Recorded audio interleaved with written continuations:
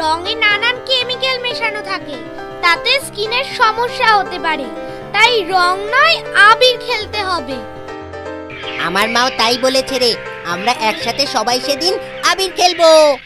মা বলেছে রং নয় আবির খেলবো, তাই খোকারা রং মাখবেন না রে ভদু। তাই তো দেখছি। বড় হিসাবে তাহলে আমাদেরও তো কিছু কাজ আছে নাকি রে ভদু? নিশ্চয়ই ওদেরকে রং নয় থোড়ি আবির খেলায় সাহায্য করা। কি বলিস পল্টু?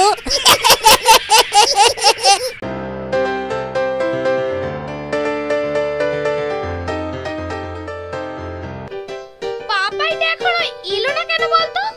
দেখ কোথাও খেতে বসে গেল নাকি। তুই ভীষণ বাজে কথা বলিস বান্টি। ও না আসলে আমরা আবির খেলা শুরু করতে পারছি না যে। আরে ওই তো পাপাই, কিন্তু ওরা মন হাল করলো কি যেন একটা ভূত। রাপু দেখ, বল্টুদার দল বলে আমার কি হাল করেছে। জোর করে ধরে নিয়ে সারা মুখে রং মাখিয়ে দিয়েছে। তাই এখানে কেঁদে কি হবে? তুই কিছু করতে পারলি না? বড্ড বার বেড়েছে পল্টুদার, বুঝলি তো? চল একটা কিছু ব্যবস্থা করতেই হবে। চল চল চল চল চল চল চল চল চল চল। বেশ জমেছে মনে হচ্ছে। আমরা সবাই রাজা আমাদের এই রাজার রাজত্বে, নইলে মোরা রাজার স্বরে মিলব কি শর্তে। আমরা সবাই রাজা। ওরে বাবা, এরা দেখছি গান গেয়ে আবার আবির উড়াচ্ছে রাস্তায়। মোটুটাকে রং মাখালা মতো করে, তাতেও দেখছি দমেনি। চল সব কটাকেই জোর করে রং মাখিয়ে ভূত বানিয়ে ছাড়ি। চল চল চল চল চল চল চল চল চল। নইলে মোরা রাজার স্বরে মিলব কি শর্তে। আমরা সবাই রাজা।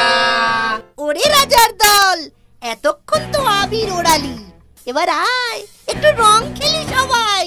খেলবো, নিশ্চয়ই খেলবো পল্টুদা। তবে তার আগে আমার একটা অনুরোধ আছে। আমাদের আবির মেখে একটু মিষ্টি মুখ করতে হবে তোমাদের। ওরে বাবা, আবার মিষ্টি মুখ? আজকের দিনে একটু মিষ্টি মুখ করতেই হবে পল্টুদা। তা এত করে যখন বলছিস, তখন দে একটা মিষ্টি খাই। রং মাখলে বড্ড খিদে পায় রে। খাও খাও পল্টু বাবু খাও। এই এতদিনে তোদের কাছ থেকে একটু ভালো ব্যবহার পেলাম রে রাফু। কি মিষ্টি।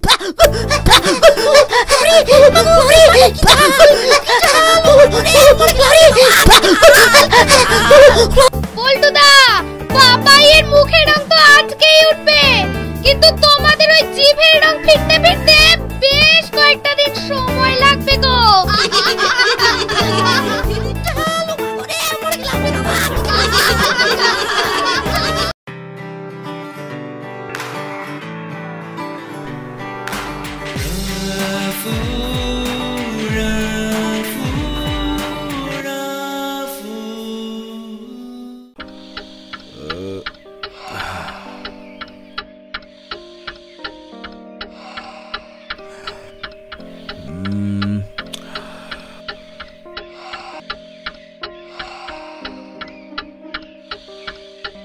কি মনে হচ্ছে ডাক্তার কাকু?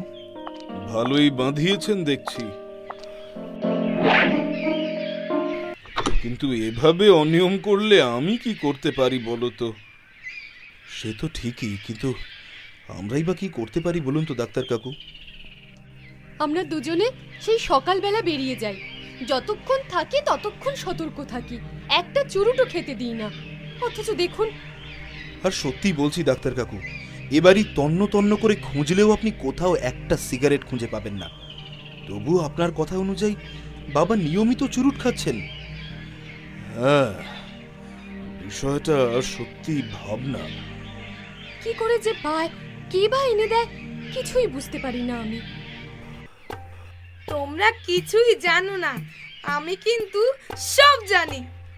আরে রাফু বাবু, তা তুমি কি জানো বলো তো? এখানে এসো, এখানে এসো, ডাক্তার দাদু যা জানতে চাইছেন উত্তর দাও। প্রতিদিন দাদু বাথরুমে গিয়ে লুকিয়ে লুকিয়ে খায়। আমি গন্ধ পেয়েছি, দাদুকে বলেও ছিলাম যে আমি কিন্তু বাবা মাকে সব বলে দেবো। শুনে আমায় ক্যাডবেরি দিয়ে বলেছিল। তাই এনে দেয় কে শুনি? সে কাজটাও কি তুমি করে দাও? না না, আমি আনি না, ওই যে উনি এনে দেয়।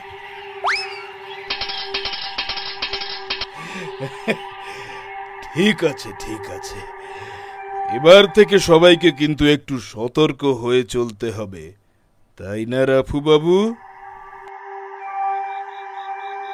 কিছু একটা করতেই হবে, নইলে রাতে আমাকে গল্প শোনাবে কে।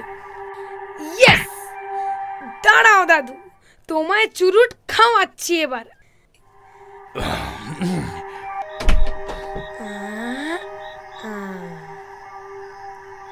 না বৌমা, কমলার রান্নার হাতটা আজকাল বেশ ভালোই হয়েছে। চশমার বাক্সে লোকানো চুরুট, চিকেন স্যুপটা দিব্যি করেছে।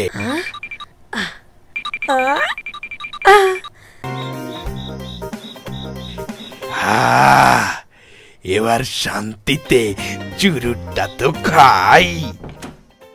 এবার চুরুটটা টেনে দেখো তুমি, তারপর খেল খতম।